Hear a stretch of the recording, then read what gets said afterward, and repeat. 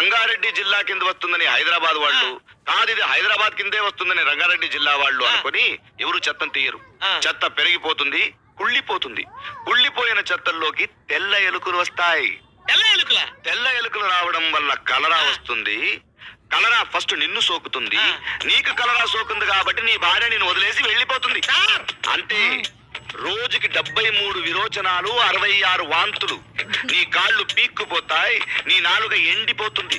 ఈ ఊళ్ళో ఉన్న అందరూ ఇళ్లు ఖాళీ చేసి వెళ్ళిపోతారు. చివరికి డాక్టర్లు కూడా ఈ ఊరికి రావడానికి భయపడతారు.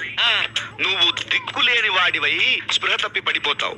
అంటే రాబందులు వస్తాయి. నువ్వు బ్రతికుండగానే నిన్ను పీక్కు తింటాయి. మధ్యలో రాబందులు ఎందుకులే సార్? కలరా వచ్చిన బాడీలంటే రాబందులకి జిలేబీ లాంటివి.